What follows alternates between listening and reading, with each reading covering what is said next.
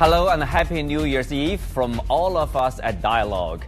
On this last day of 2024, Chinese President Xi Jinping delivered a New Year's message to ring in 2025, where he touched upon multiple remarkable moments and events of the past year and gave his vision of the year to come. What was the key message in his New Year speech? What were his impressions of China's progress and challenges over the past year? And what shall we look forward to in the coming year?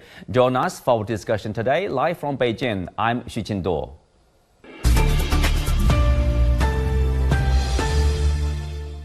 Joining me today are Professor Liu Baocheng from the University of International Business and Economics and Einar Tangen, Senior Fellow at the Taihe Institute. Happy New Year's Eve and welcome to the show. So, Baocheng, I will start with you. Of course, we see, as usual, as every year, the president gives his speech talking about the domestic development as well as international engagement. And understandably, the president touched upon, of course, economy, because that's the foundation of national development. Basically, the idea is like China's economy has rebounded and is on a recovery trajectory. So, Baocheng, where are we now? We know that it's a mixed picture. We have made some progress. At the same time, there are challenges to be dealt with. Well, I read President Xi's message with pride, with confidence and optimism. So far, Chinese economy has been highly stabilized with all the policy tools that have been unleashed, and also the employment, price, and together with the economic growth rate has been delivering to our expectation. So the Chinese GDP shall have not really much surprise to achieve approximately 5%. And more importantly, I noticed that the economic growth engine has been shifting more to consumption. And in the meanwhile, the high quality development capitulates the Chinese aggressive development in the artificial intelligence, quantum communication, and the wide application to service both business and also people's livelihood has been remarkable.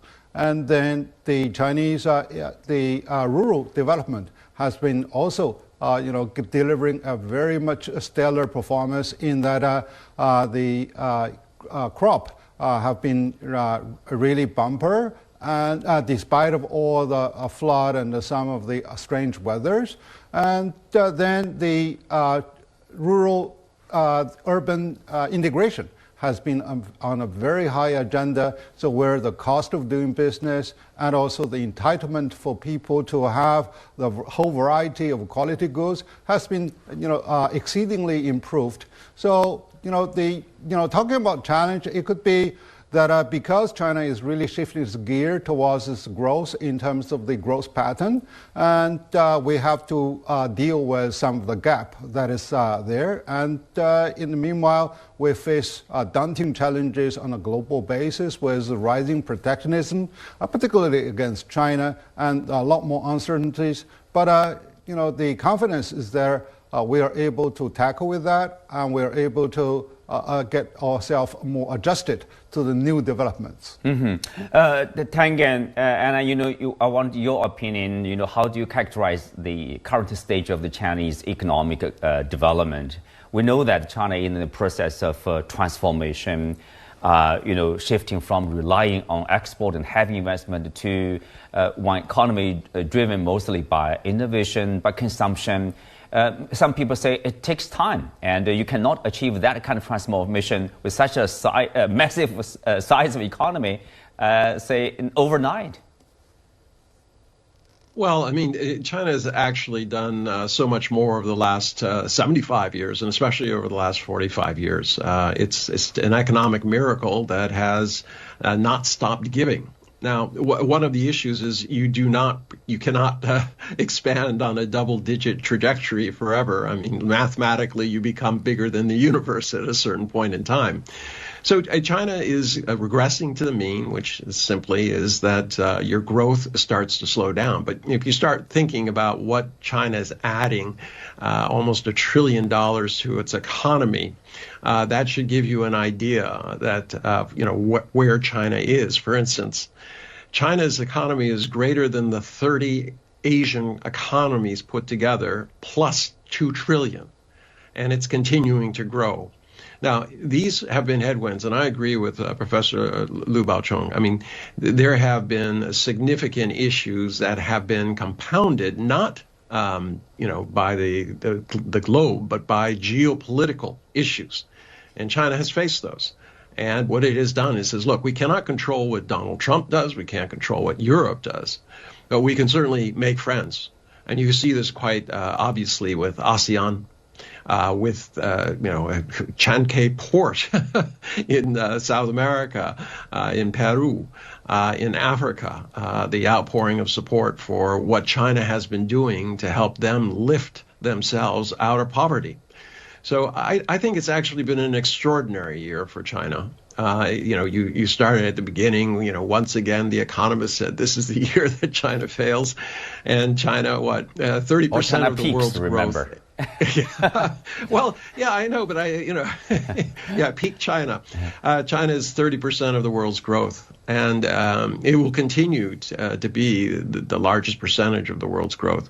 So, there's so much noise that is going on out there. Unfortunately, it can sometimes obscure the reality, which is that China delivered almost 5%, whereas the U.S. was crowing about, 2.1 to 2.3%. We'll see growth, and it's just kind of ironic that you can have these kind of figures, and people will say one thing about a lower figure. Where is the concern about Europe and things like that? The developed countries there have negative growth rates. I mean, China has really done an amazing job. And I'm not saying that just being nice about it. You just have to look at the facts. You look at technology, these new productive forces that they're always talking about. You mentioned this. That's what I'm going to ask you, Anna, high quality growth, new productive forces. And what do we see? We do see on the ground, you do see some solid gains. For example, electric vehicles. There's one piece carried by Financial Times recently saying that basically that's a prediction based on researches by several think tanks. Basically, they say next year in 2025, so more EVs basically in China, we call it a new energy model. The cars will be sold than the traditional cars with internal combustion engines. So that's really something. Well, yes, but I mean, it's people talk about the EVs, but what is really amazing is the supply chain and logistics that go into it. For instance, you can't have, you have to have the electric motor. You have to have, assemble the body. You need the battery. And China leads in all of these areas. I mean, you go back 10 years ago, and I remember talking to, officials at unnamed German car companies and American car companies who are laughing. They said, the Chinese are going after this electric vehicles. Oh, my goodness, that's silly. They're wasting their money. What do they know about making cars? Well, lo and behold, 10 years later, those are the ones who are wondering if they know how to respond to what China has been able to do. But it's not just there. You start looking at quantum computing, entanglement. These are all kind of spooky words, but what it amounts to is that China is leading in these areas. And these are the areas that the world is going to need going forward. Entanglement is very important for security and communication. Quantum computing can lessen the amount of energy that is necessary for AI. So it can have a tremendous amount of effect. I mean, right now we're at 2% of the world's energy is being devoted to this area of AI, but it's not working out because you can't expand that energy forever. Right, energy is important. We touch upon this, breakthroughs in science and technology, Baocheng. If you look at the development of these EVs, I mean, of course, it's important in terms of new models of business and new models of cars, but also, look at this development from the perspective of climate change, of dealing with climate change. I think this is a huge contribution. For example, in 2025, fewer traditional cars will be sold in the China market. Of course, globally, it's expanding. So that's a contribution in terms of reducing emissions and help alleviate these effects of climate change. Definitely, because China is highly committed to climate change issues, and we contribute a lot to the Paris Treaty, and now we are doing far more homework than that, developing more of the solar panels and together with other renewable energies. And the EVs are really there to be in a frontier position to lead the Chinese precursor of the environmentally friendly development model. And right now, the competition is getting very tough because we have way too many the automakers. You mean the domestic market? Yeah, in the domestic market. Right now we have about 160 automakers. So competition is good because those who have less advantage will be eliminated in the end through fair competition. And of course, government policy support in building all the charging posts, in almost every corner of the country. And for example, in my neighborhood, we have a number of charging posts, and people can really shift batteries and put up the cars. But what is also missing, I should see that we need better transparency in the entire cycle of environmental contribution, particularly as how we can deal with the batteries that are really worn out.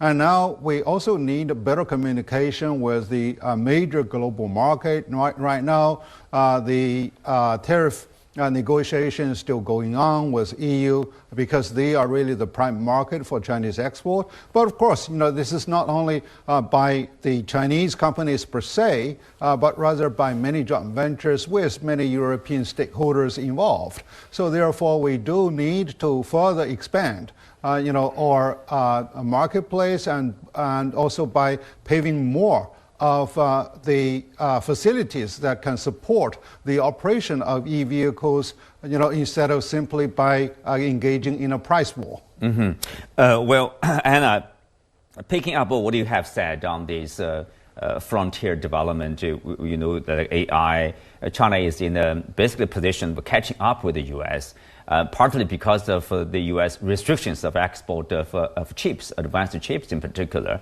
I mean, China in that frontier, in that area, China is also making progress. If you look at the phones, for example, 5G phones by Huawei, etc., that represents some new progress. And so how do you look at this? U.S. would look at that, that's a competition, but for China, it's really about realizing its own goals and move forward, moving the whole nation forward. So what's your review of that? Like a lunar Chang'e 6 mission, of the lunar mission, retrieving the rocks from the moon. So that's really something in terms of understanding, or better understanding of the moon. Well, yeah, I mean, you've mentioned some areas where China is really forging ahead, and that's the whole point. This idea that China is marching forward, and this idea that you can contain China is kind of silly. Let's look at a couple of instances. The number of engineers graduated in China, STEM engineers, is almost 10 times the number in the United States. And then if you start breaking down a lot of the people in STEM in the United States, they're not even from the United States. They're borrowed intellects from all over the world. So, yeah, China has a built-in advantage in terms of its size and its population, but also its technical capabilities. But then you look beyond that. There's one of the major issues that people don't talk about is that in order for AI to work, you need a tremendous reliable base of information. Data is what makes all these AI algorithms and their machine learning models. That's what makes it work. And China is way ahead in that game simply because it has some of the largest databases out there. And China is in a position to clean its data. I mean, if the old adage, garbage in, garbage out, is still true. And this is one of the things that a lot of the machine learning algorithms are running up against. This is why they go, quote, crazy when you ask kind of strange questions. It's because they don't know how to handle it because the information they're getting is not pure. In fact, they estimate that almost 50% of the information on the internet is actually just machine generated. So it's feeding on itself. China has the ability to do that, but it goes way beyond those areas. If you start looking at solar, at fusion power, etc., China is going forward by leaps and bounds. Yes, the U.S. has great advantages in pure sciences and things like that, but if you look over the last 45 years at applied sciences towards engineering and products, China is way, way ahead. And you can see that clearly in the cars. I mean, the electronic, phones to washing machines to automatic floor robots and things like this. These are all things that have been pioneered here. And so, it would make sense to join with China and say, look, how do we cooperate? How do we use our advantages and get paid for it and still work with China to create a better world rather than this idea that, you can sit on top of China and nothing will happen. China will just kind of sit there. This idea that many in Washington have that they can get China to sign a Plaza Accord. This was the accord that was the Japanese signed in 85, 86. Which basically has meant that their economy has gone sideways since that time. China's not going to repeat that mistake.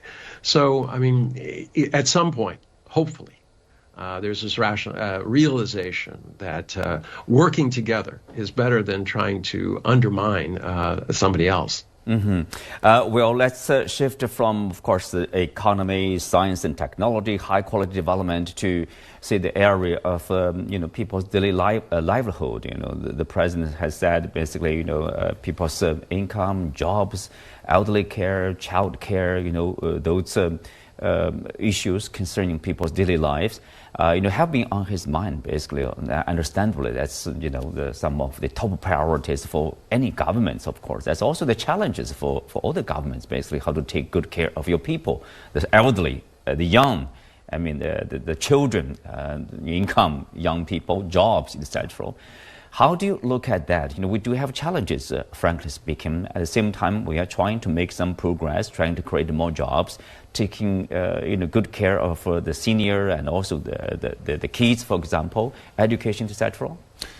Yes, there are a number of challenges facing, for example, the disparity between the rural area and the urban area, but through the Chinese alleviation of poverty program, it does really mitigate quite much of the gap. And more importantly, in recent years, the regional integration has been on very high agenda. You see that many people who have been rural residents, but they get uprooted into those cities. Now they earn the citizens' status, and therefore their social welfare and their kids' schooling are entitled to equal treatment with those permanent residents over there. And the other is the social welfare, because the challenge is getting even tougher simply because we now have over 300 million senior people, and they have really contributed to the Chinese economic growth, but they are short of the social welfare. At least it's not really adequate enough, although the spread has been widely distributed. And then how to take care of their people, and also more importantly, how to really I shouldn't say that, forgive me, but how to recycle these people. for those still have highly energetic people, because Chinese life expectancy is now exceeding that of the United States. So the next 20 years or 30 years after the retirement, can we really have more of self-organization so that they can be doing more volunteer work, and particularly the scientists and teachers, doctors can really perform a longer period of time, at least by supervising more of the younger generation, so that they can really get more fitted to the demanding job opportunities over there. And the other issue is the demographic issues. China is getting more anxious with the disequilibrium in the age distribution, and now the youngsters seem to be rather more stubborn than expected in giving more birth to the babies, and they have their own valid or rational global problem. Right. So probably they are too urban or too postmodern in that regard. Yeah. And then the another one, because I've been university professor for several decades, we are also worried about how our the young graduates can be better placed in the right type of job, and with the full-blown of exercising their own knowledge and capacity, instead of simply join the team of delivering food to the doorstep of individual communities. So these are really the issues that we need to look at, and I think the real estate development has been really, they're highly concerned with people's livelihood, and fortunately, over the past 2 years, I think the government has really done a great job in making sure that those who have already paid and those buildings that have not been really delivered will be taken care of. And also the government is there to provide more of the economy housing for the low-income households. And so those are really the issues that are getting more complex, but are very optimistic. Yeah, optimistic, of course. We will touch upon, let's say, briefly, 2025, of course. But before that, internationally, we mentioned international engagement. Of course, China has been active on multilateral platforms, FOCAC, cooperation with Africa, BRICS Summit, of course, the Shanghai Cooperation Organization, G20, APEC, basically year-end activities there. Earlier, you mentioned about the Shanghai, mega port, Anna, this is a part of the basic Belt and Road Initiative. We are seeing this basically achieving the milestone development there. Now, how important is that? And how significant is this port in terms of connecting Latin American, say, products with the Asian markets? Well, it's absolutely essential if they don't want to be dependent, and it became more essential when Donald Trump said he's going to take back control of the Panama Canal, because what was happening is all along the west coast of South America, they were in essence having to ship their things through the Panama Canal, going in the opposite direction so that they could be loaded onto larger tankers, and then they would go back through the canal or go around the Horn. A very, very expensive, very long trip. This frees them up. We're talking about 10 to 12 days in terms of things, which is very important because a lot of the countries are shipping produce. That means 10 to 12 days longer shelf life. That means more money. You don't have to pick them as green. You can make sure that they're more ripened. And it also saves 20 to 30% of the cost. So it frees them up economically, and it puts them in control for the first time of their own destiny. Otherwise, they'd have to ship it up to the port of Los Angeles or to Mexico, and they'd have to rely on others. Now they have a local port that they can do. Now, that is not the end of it, though. And this is the brilliance of it. What you see is China over the last 10 years has sketched out this kind of highways, ports, airports, bridges, trains, etc., that are connecting the world. But now the next phase is going to be about coloring in that kind of outline. Like an artist sketching somebody, you put the outline first, and then you start putting in the colors and the expression. So with Chankay Port, the important thing is to start connecting it to other places in South America, Brazil, all the countries along that border, so that they can enjoy that as well, through overland or directly through other ports and things like this. And then the next step, and the most important one, is getting these countries to start adding value within their own countries, to start processing. Because without that processing, they lose a tremendous amount of value. For instance, 70% of all the coffee grown in the world is grown in 4 countries. But the coffee trade itself is controlled by 4 European and American companies that have nothing to do with the places that they're grown. And this is true of many, many different industries. And it's time for those industries to say, look, we're going to control our raw products. We're going to set prices that allow us to pay our farmers and our workmen enough. And we're going to start processing it ourselves so that we keep more of the profit for themselves. This is the key, not only for South America, but also for Africa and Southeast Asia and Central Asia. Mm-hmm. Well, briefly, Anna, are we talking about like another version or a new form of globalization? People and also goods and countries, regions get connected.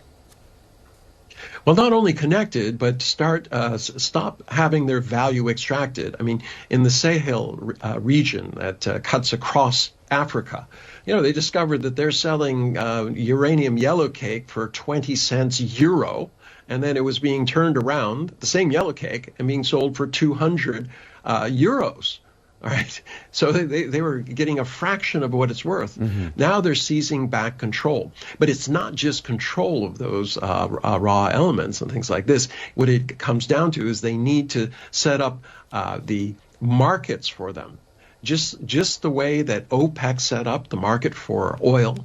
And that has resulted in, the progress of the GCC in particular.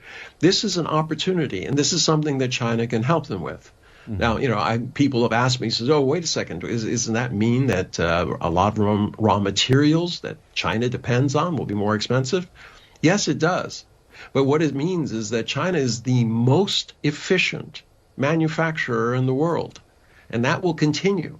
And that means that China will always have a built-in advantage versus the competition, as long as it pays attention to keeping competitive, something Europe and America didn't. They relied on brand as opposed to actual performance. Yes. Well, let's take a look at 2025, Baocheng, some of the priorities and challenges. Well, the priority is still how we can really move forward towards the goal of Chinese-style modernization through high-quality development. And so we are shifting more from the stabilizing the recovery, but more to development. So, and then the challenge lies in how we can really balance between national security versus economic efficiency, because this is really the core issue around the whole world.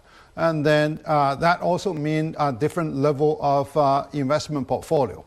And then the other is that the growth engine, how we can really stimulate more of the consumption, not really simply by, giving coupons to the buyers, but rather to alleviate more of the fundamental issues that are really dragging the feet of people, so the reluctance to open their wallet by providing better job opportunities, by providing a thicker social welfare belt, for these people. And then the high quality development also, have some challenges because you do not really, improve technology on a daily basis because they are periodical. And now, and also long term. That's right. We need to have a long-term investment, and all the major participants will have to be all involved.